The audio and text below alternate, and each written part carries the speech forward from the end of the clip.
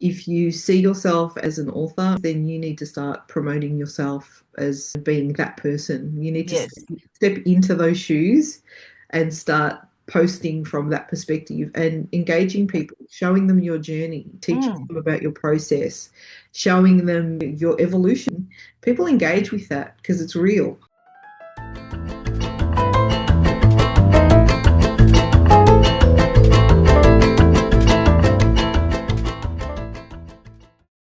Hello, everybody, and welcome to Unfiltered Voices, the podcast that is all about busting the myth that self-published is second-rate.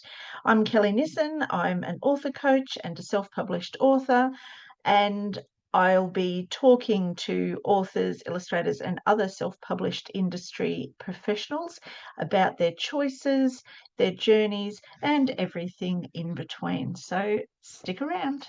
Welcome, everybody. Mary Anastasiou is a children's author, publishing mentor, and marketing strategist who helps aspiring children's creators turn big ideas into brilliant books and brands that actually get noticed. With over 2 decades of experience in creative marketing and publishing, Mary knows the industry from every angle. She's self-published books, she's traditionally published books, she's worked in traditional publishing and led marketing campaigns that helped launch debut authors into the spotlight.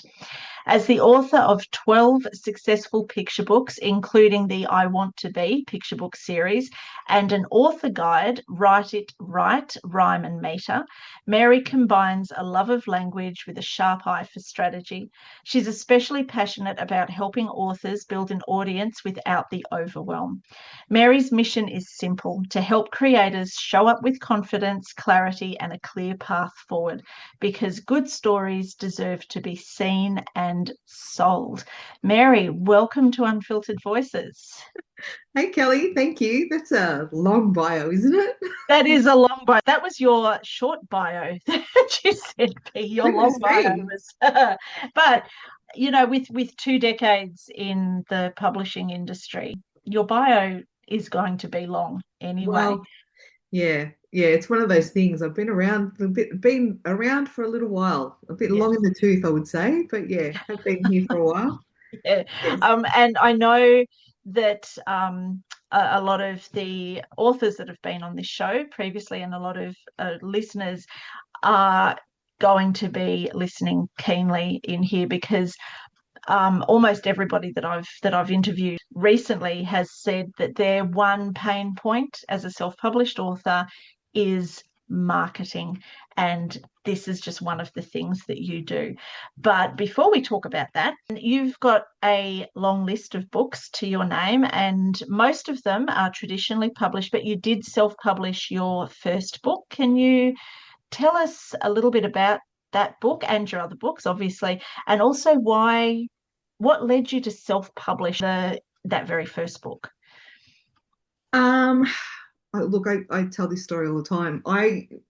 Like most people, um, I actually started my author journey when my son was born, but Mm. I've been writing stories my whole life. So I've been in marketing and advertising my entire life, but I've written stories from as far back as when I was a kid. So it's just one of those things. And when you have children, it becomes that thing. You start telling them stories, and a lot of the times I was making up stories of my own rather than reading books to him. We'd be lying in bed and I'd be telling him stories off the top of my head. And some people know that I've got a musical background also. So I used to be a singer. Mm. I was lead singer of a band and did all of that sort of stuff. And as he started to get older, I was watching shows on TV like American Idol and The Voice and things like that.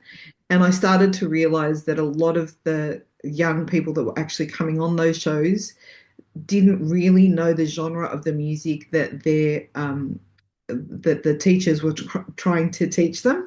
Yeah. And it made me think, if I was going to be a rock star, what kind of rock star would I be? Because there's lots of different genres, right? So I want to Mm. be a rock star came from that idea. And in terms of why I self-published it, Mm. um, like I've been in the industry for a really long time from a marketing perspective, so I know how to do it all. I know how to do the publishing. I know how to find the illustrator. I know how to do all of Mm. that stuff. And I submitted that particular book a couple of times to publishers with not very much feedback. Mm. But also the naivety of not understanding that you go into publishing and you think that what you've written is brilliant and that you Yes. think every single publisher should just take it straight away, right? So I kind of went through that process of rejections, and then I had some editing done. I had two different kinds of feedback come from the editing, and I got to a point where I got stuck. I wasn't sure whether to go this way and write it as a full chapter book or reduce the rhyme and rewrite it in prose. Mm. And in the end, instinctively, I just kind of went, I just have to do it. And at the time, my son was 6, and he kept hearing me say, all I want to do is write children's books. And he looked at me one day and he said, when are you going to make your dream come true, Mum? And He was 6. he was 6. Yeah, out of the mouths of babes. Yeah, absolutely. And I don't know whether it was fortunately or unfortunately, it then forced me into a situation where I had to show him that if you really believe in something, that you can make it Mm. happen on your own, Yeah. which is where that self-publishing journey started. So, Mm. yeah, Exactly. And then, even though you'd self-published it, actually got picked up did. after that. It So did. it is not common, is it, Absolutely not. at all? So, Absolutely not. And I would say that I put that actually happening due to the fact that I did a lot of marketing. right. So, That makes sense, actually. Yeah. yeah. So what happened was when Rockstar came out, I invested quite a lot of money in my marketing. Mm. Because I've got a marketing background, I did all sorts of things. I did PR, I did podcasts, I did blogs, worked with collaborators, did all sorts of things. And James Layton will tell you that he doesn't read blogs. He's just not that guy, right? But he happened to stumble across an interview that I'd done with a mummy blogger, Mm. and he at the time was looking to start his own Australian publishing company. And he reached out to me via LinkedIn, and he said, Right. "Hey, I've just read this article. I'm keen to talk to you about your book. Are you interested?" And at that point, he had only published one book before mine. Like he'd only Mm. signed one book before mine. And I got onto a Zoom with him, and he sent me a contract for 3. So I had Movie Star already written as well. So Yep. Rockstar and Movie Star were already written, and he commissioned me for 3 to do a third one. So that's where Yeah. Sports Star came. Stars aligned, basically. Yeah, I tell people that I fell backwards into the publishing industry. It was just one Yeah. of those things. But in saying that, as creators, we tend to be quite insular. If I had $1 for every single time I heard an author say, "Oh, I'm too shy," or "That's not, I just don't, I just can't do that. Mm. I can't put myself out there," or whatever. Um, it's just one of those things that you have to do if you really, really want to do this as a profession. Yes. You just have to kind of get out of your own way and Mm. understand that it's not about your books, it's actually about you. People buy you and your brand, they don't buy, your book People bonus. invest in you, and they invest in your story, and they invest in Mm. what I call your why. Like if you haven't been able to determine what your why is, like why you Yes. do what you're doing, Mm-hmm. then you're not going to be able to create advocates for your work or advocates for your brand. So Yes. you need to have a really strong why. Oh, absolutely. So in your business, you work with a lot of authors, and we've already established the experience that you have at multiple levels in the industry. So what is it that you believe are the key qualities that make someone an author, regardless of how they've published their work or not published, as the case may be? I think they have to have a really genuine love for writing, and Mm. I think they need to really be prepared to hone their craft. Like I see, and this is not a criticism necessarily, but I see a lot of authors who have a bit of a one and done approach. Like they have this Mm. idea, they have this concept, and they sit down and they write it, and they think that's it. Like that's I've done it. I've written this brilliant Yeah. thing. I'm going to push it out to publishers, or I'm going to self-publish it, or whatever. And it hasn't been edited. The writing isn't very good. They haven't done any background research on the audience or whatever. I think you have to be really dedicated because this is a really difficult industry. People like to think it's an easy one, but it's certainly not. And especially when you're writing in rhyme, I think you have to be really, really good at writing rhyme because Yes. Yes. like you're either really good at it or you're really Mm. not very good at it. And I think what happens is that people think that all they need to do is rhyme the two end words. And Yeah. that's not what it is. It's about meter, it's about beat. I Yeah. could talk about rhyme I and meter all day, but let's not. If we had a dollar for each time, or for me anyway, each time I've said to one of my clients, do you want to have a go at writing this in prose Yeah, instead? I only know a couple of people actually who just, I don't yeah. know, if they could speak in rhyme in normal conversation, they probably would. So, I mean, it's not something that you can't learn, but No, I've got a rhyme and meter ebook that teaches you how to do it exactly. But the truth is, you have to have a bit of a musical ear. And because I come from a musical background, I hear a beat straight away. So I can yes, read a manuscript, for example, and if the beat isn't consistent all the way through, I'll hear that straight away. And to the yep, point where the rhyme doesn't matter to me. Like I don't care if you've got a near rhyme. I don't care if you haven't quite got it right. If your yep. beat is inconsistent and my ear hears that, it's jarring. And I think one of the things that we forget is that rhyming books are written specifically for kids that can't read, right? Mm, mm, So if they can't measure the beat or if they can't anticipate the beat, if they can't follow it, it's like a song, right? If they can't find the beat of the song or if the beat of the song continuously changes, mm. it gets really confusing to them. So Yes, absolutely. We could do a whole podcast that's right. series We go into about how to write in rhyme and when not to, yeah, that sort of thing. But yeah, and so I think what you said about the key qualities of the author is just knowing that it's not just, oh, I've written a story. yes. There's so much more involved. You need to be passionate about it and you need to Yeah, be dedicated. If that's what absolutely. you want to do, you need to have passion. Yes, in fact, I was talking to another author last night about his book, and he's just like, oh, no, I just wanted to do one, and then he had all these people just saying to him, oh, but we want to know what happens with this character and that character, and he very quickly realised that it's now becoming a series, but he's 100% committed, like he loves learning and that sort of thing. But he was just surprised. He thought, I'll just pop out this book and then I'll just move on to my next passion. Now, the publishing industry is concerning at the moment. People are struggling a lot, but the industry itself has evolved Yes. over the years in many ways, for good, for worse, or whatever, and it's in a real state of change now for various reasons, a lot of them financial reasons. But for you, with your experience, what are some changes that you would personally love to see in publishing, particularly ones that might benefit new authors? It's interesting actually because I literally just did a post today about how I think the social media ban is going to affect literacy. And Yes.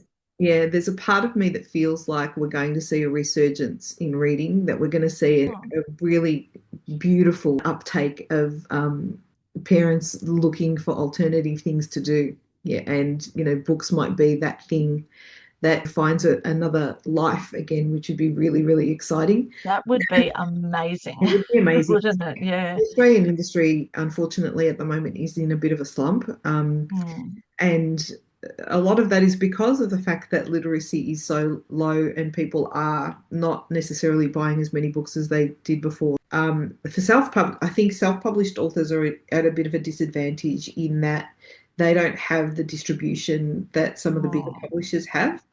And it would be nice to see some publishers potentially take on self-published authors and offer them a distribution contract. They would obviously have to be very discerning about which books they Mm. take on from a distribution point of view. But I think there's an opportunity, there's a bit of a gap in the industry where self-published authors are doing their thing all on their own. Mm. And if the traditionally published publishing houses were able to offer that as a service, I think that could be a really great thing for lots of people. That's something I'd never thought of. That just makes so much sense, though, Mm. because marketing is one thing, distribution is a whole different kettle of fish as a self-published author. And it is not, I won't say it's impossible, but it is a hard slog to actually find somebody that will take on a self-published author. It doesn't matter how good the book is. In the early days, I would drive around with a trunk full of my rockstar books, and every time I passed a bookstore, I'd Mm. literally stop and go in and say, "Will you take these on consignment?" And you can't do that across Australia. No, no, and it's the time factor. But I know too that there are a lot of booksellers for, various reasons, some of them quite good, that the minute you say self-published, they're like, no, not Yeah, interested, I they won't touch can't. it. And there are other factors at play there. Like in some cases, it is still just a stigma and a bias, but in some cases, depending on where you've actually, what you've used as your print source, it can be really difficult for Yeah, booksellers to actually access those. And they also have to make a dollar as yeah, well. absolutely. So yeah, so there's so many things to think about. But that idea of yours, that's, yeah, it would be great if that could happen. I think it's Might have just, to chat to some of my friends. Maybe yeah, I'll chat to Larrikin. all the sort of, the different powers and the people with a bit of push sort of working together to boost the industry as a whole Yeah, and to boost reading, I think, is what it comes down to, isn't it? absolutely. So moving on to what you do, although it'd be great if you actually did that. But moving on to what you do, apart from your own writing and your own author brand, I want to talk about the two areas I know people are going to want to hear about: the marketing and the personal branding. Because, as I said earlier, nearly every person I've had on this show has said, "Oh, marketing, oh my God, it's so hard. It's the hardest part of self publishing." And I think by hard, a lot of the time we mean you don't know what you don't know, Yeah. and legwork. So, can you talk a little bit about what you do in this space and what you offer, both with the personal branding and your marketing side of things? So currently I'm running two different workshops. One is a personal branding workshop and one is the Marketing Matters workshop. The personal branding workshop is essentially an opportunity to kind of teach individual authors about them becoming the product, right? So Yeah. I use this analogy, and the analogy is, imagine for a moment that you're actually the bookstore, right? And Mm. that your books are actually your products. Yeah. Yeah. What are you going to market first, or what are you going to promote first? Are you going to promote the books, or are you going to promote the bookstore? So how do Mm. people find you if they don't know? How do people find your books if they don't know who you are or where you are, right? Mm. So Yeah, good point. personal branding is really important from the perspective of creating longevity in the industry, because what happens is that when you start building your fan base from a personal branding point of view, Mm.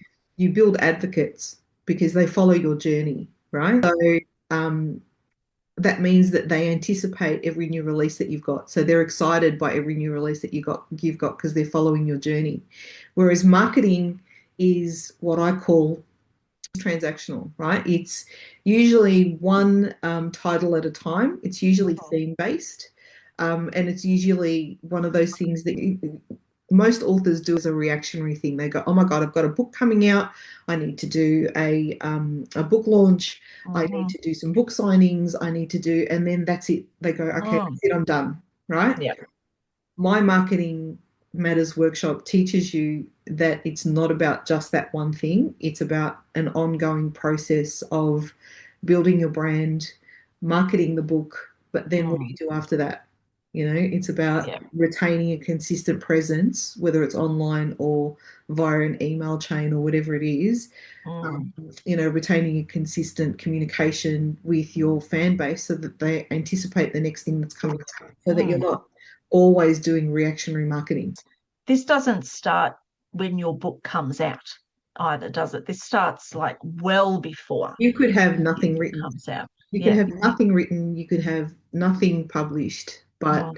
if you see yourself as an author, or if that's where your journey is, then you need to start promoting yourself as, being that person. You need to Yes. step into those shoes and start posting from that perspective and engaging people, showing them your journey, teaching Mm. them about your process, showing them your evolution, for example. For want of a better phrase, if you're crap at writing and you start showing some of the writing that you've started with, and you can show people how you're evolving, how your process is Mm. evolving, people engage with that because it's real. It's not just that little period of time after your book launch and that first flurry of sales and Yeah. that sort of thing. It goes well beyond that. So just thinking about that, I think for me, one of the greatest myths, if you, or for want of a better word, that a lot of authors or writers think is that, oh, I have a book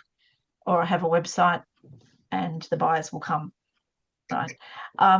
Which is a massive myth, as you've just said. But what do you think is the biggest myth that writers believe about marketing themselves, or the I biggest misunderstanding?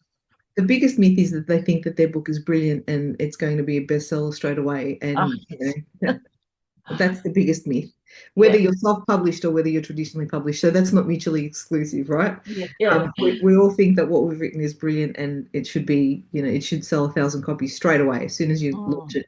Doesn't work like that. When you're traditionally published, I think the biggest myth is that the publishers are going to do the marketing for them. yeah. And when you're self-published, the biggest myth is that the book is going to sell itself, and it won't. Mm.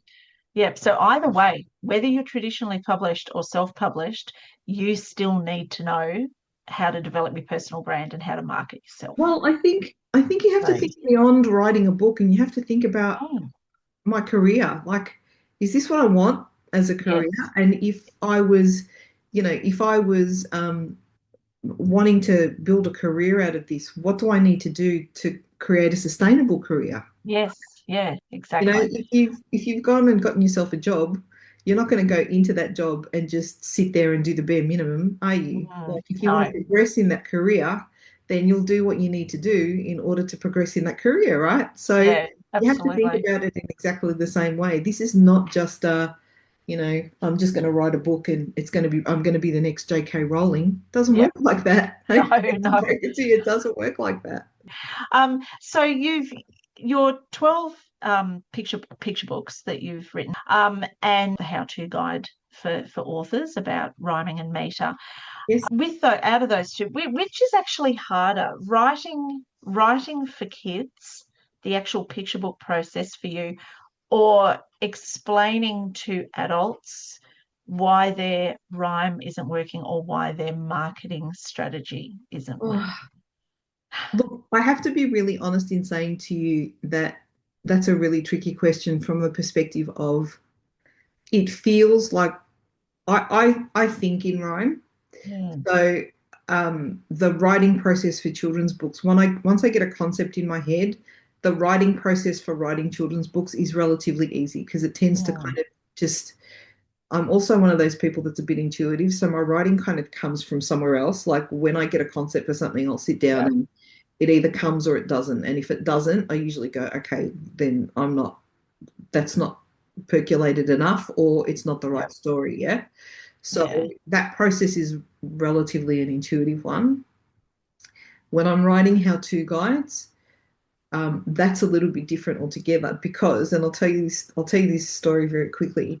What I came to realize was I started working with an American client and I was working on Roman meter with him, and he is particularly pedantic about getting certain things right. So he's one of those Mm, people that once he started learning something, he'll literally dig into every single thing that you need to know about yes, that, yep, right? And I started to realize that I actually didn't know the technicalities of Roman meter. I was just doing it intuitively. So yes. I didn't know about iambic meter and I didn't know about trochaic and I didn't know, Mm, right? So it was one of those things that made me think, okay, well, if I mean I'm doing it intuitively, most people are doing it intuitively. If I was going mm, to sit down and write a guide, how would I do it? And I literally had to go all the way back to bare bones and yep, learn how to do it properly so that I could explain it. So that was really hard. yes, yeah. Yeah.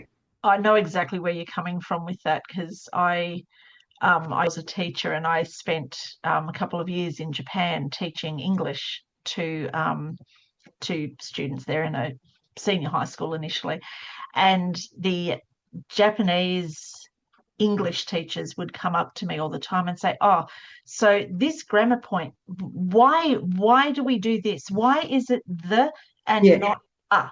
And that Yeah. sort of thing. And as a native English speaker, and we're talking intuition here, we're just because it sounds right, Yeah. because it is.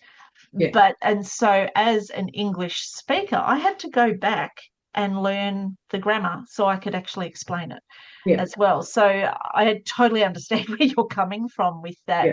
You know, you think in rhyme and you know what's right and what's wrong, but to actually explain it to somebody Yeah. who doesn't have that intuitive ability is difficult as Yeah. well. So yeah, absolutely. So that explanation, I suppose having to explain to adults why a marketing strategy or a lack of marketing strategy isn't working as well, there would be people that would maybe want to unpack the theory behind it versus people who just want to be told, do it Sure. this way. Sure. I'm going to And, try and this. and I'm kind of halfway through writing a Marketing Matters ebook. Mm, So the Marketing Matters workshop that I'm running at the moment is a 4-week program. yeah. Um, and that comes with a companion workbook. So there's lots of things for them to do during the course of those four Mm, weeks. But I'm literally now writing a Marketing Matters ebook for those people that just kind of just want to be told, or they yeah. just want to have, a reference or a quick guide. I'm in the process of writing that. So hopefully in the next couple of weeks that'll be available as well. So, Mm, fantastic. Well, that's good to know. and that's And hard to by write. by the time this actual podcast goes to air, that book will be available. That ebook Hopefully. will be Hopefully. available. Yes, yep. So back to self-publishing. Yes. You wanted to talk a little bit about illustration. Obviously, picture book illustrations, junior fiction illustrations. I even heard somebody say the other day that some publishers wanting to go back to having more illustrations in a middle grade fiction, but also thinking about the cover, the illustrations on the cover of books for older readers and adults and that sort of thing. So when it comes to self-publishing, how important are those illustrations? How important is that you do your homework as the author to find the right It's illustrator? absolutely, I would say it's absolutely, absolutely crucial. And if Mm, you don't have the funds to invest in an illustrator, then yeah. I'd probably be putting off what you're doing until you actually do. I think one of the things that happens is, we write a story, we want to self-publish it, we want to get it out there, and the first thing that we do is we go to places like Fiverr to find an illustrator, or we engage somebody that does AI. Yeah. Mm, And all I can say to that is you have to consider that your book is going to be competing with traditionally published books. If your illustrations don't measure up against the illustrations that traditional publishers are producing, then mhm. you've got no hope of getting on a bookshelf. I think people forget that at picture book stage specifically, we're not talking middle grade or No. fiction or chapter, but picture book specifically, we're talking about kids that can't read, right? And Mm, 9 times out of 10, it's usually a parent or a grandparent or someone else reading to them. The visual narrative is really important. If your yeah. illustrator can't express emotion through eyes, if they can't create a character that's visually consistent, like jumping, spinning, turning, flipping, doing all Mhm. of these things, if they can't be consistent in that, the child that's actually following the narrative, the visual narrative, because they can't read the words, will get lost. Mm, So yeah. it's illustrations are just, I get really Yeah. passionate about I illustrations. know, and I can tell that how passionate you are about that, about paying for the illustrator with the Absolutely. experience. And I mean, you need to be discerning. I've seen illustrators, for want of a better word, offer to do illustrations on, those self-publishing Facebook groups that pop up all the time. Yeah, I'll do $1 an illustration.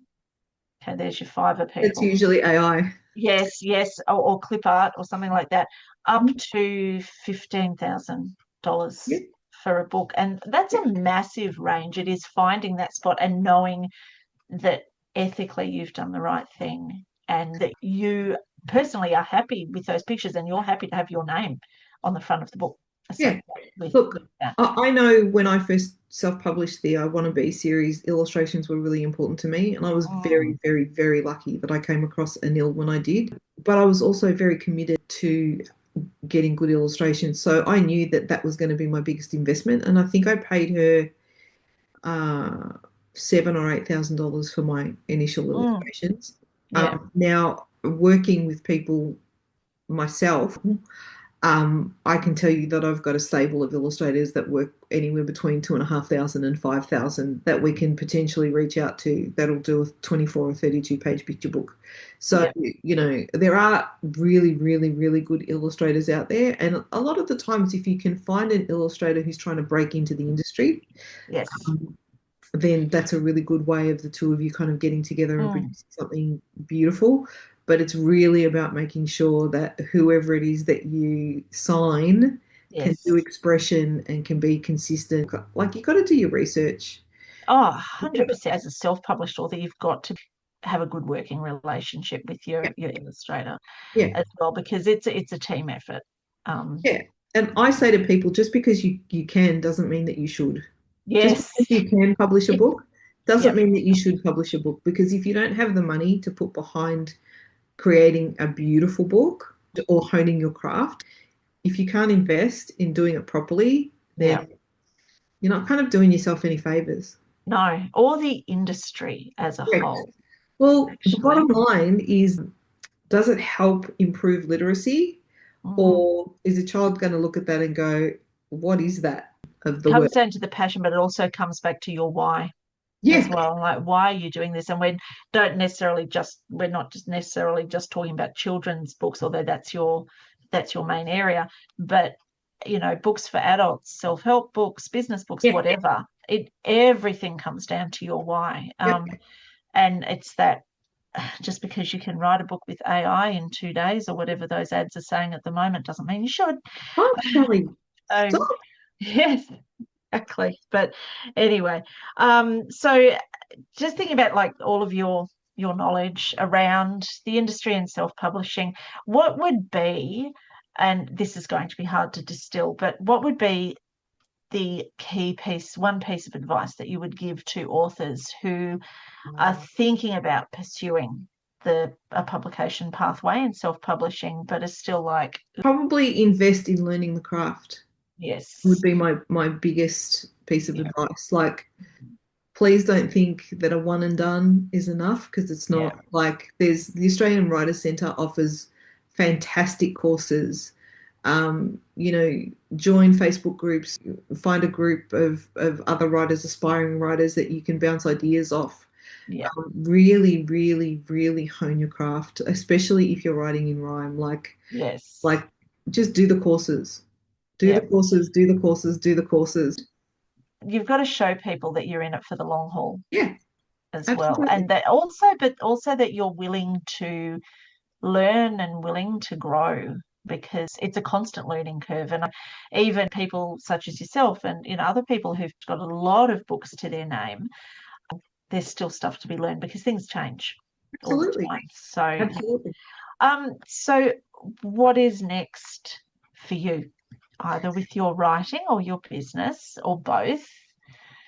Oh, what's next for me? Well, I actually just recently signed my 20th manuscript with Larrikin House, which is very exciting. So I'm still very much involved with the Larrikin team, but my focus at the moment is to grow my author services space. Yeah. I say this and people laugh at me, but I get a real joy from watching other authors achieving their dreams. So, Oh, yeah, 100%. yeah. So Yes. if the Yeah. Publishing Matters workshops and the Marketing Matters workshops I want to focus on Yeah. specifically, yeah, I totally understand where you're coming from with getting like a personal satisfaction and personal joy from seeing other people succeed. I absolutely. think it's that, that nurturing side of things, but just knowing that, that even you've had this little hand in getting them from A to B and Yeah, they've done the work. And I know one of my clients, Rebecca Grant, who has Got a new one about to come out. How to Hide a Hippo. Is How to one Hide a of my Hippo. That's gorgeous. favorite stories. But I remember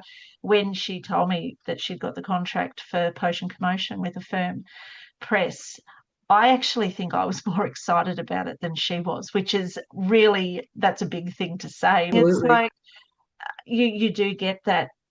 This is why we do what we do, right? Absolutely. For me, there's nothing more. I know it sounds cliche, but for me, there's nothing more exciting than watching a first-time author with their very first book in their hand. It's like, Yes. my God. Yeah. I think just as I said to you, the American client that I've been working with has just recently finished and published his very, very first book, and he's never written anything in his life. So, Yeah. The Hungry Lion came out about a month ago. So I love that title. it's really cute, and Yeah. beautiful Australian illustrator Georgia Clerico did the illustrations for that. Um, but just seeing him with it in his hands for the very first time, it's just a Yeah. real buzz, I think. It is, yeah, and it's nice, and you know, it's again, like I said, it's why we do what we do. Yeah. So Mary, this has been lovely. I really appreciate you coming on and talking about particularly the marketing and the personal branding and that sort of thing, which is a huge sticking point, as I've said, for a lot of people. So before we go, can you just let people know where they can find you, where they can find your books? Your many books, and where they can purchase your courses, or be able to find out how they can work with you. Yeah. Okay. So you can find me on Instagram at Mary Anastasiou _author. Mm-hmm. And you can find me on my website, which is just maryanastasiou.com.au. And in terms of my workshops, I think just keep an eye out on Instagram, because I will post a couple of weeks in advance when the next intake is happening. So we're in the process of finishing the first one now, and I'm going to open up the intake in January for the February sessions. Perfect. Yeah. So just after Christmas, I'll be opening registration for my February intake. So yeah, just keep an eye on Instagram, because that's where most of my author services stuff happens there. The Roman Meter ebook you can get there. The Marketing Matters workshop, I'll start promoting that there as well. I've also got a free ebook if people are interested. It's called Pitch It Like a Pro. Um, Oh, okay. yeah, Yep. which actually teaches people the things that they need to know when they're pitching their books specifically to publishers. And that's a free ebook. You can request that straight away. It covers pitches. It covers the difference between a pitch, a cover letter, and a synopsis. So Mm-hmm. it does all of that. It'll teach you all of that. Perfect. Perfect. So great place to go, and I highly suggest people go and have a look at what you do, and Thanks, Kelly. follow you on Instagram. So Mary, thank you so much for your time. Thanks for having me. I've really enjoyed chatting to you.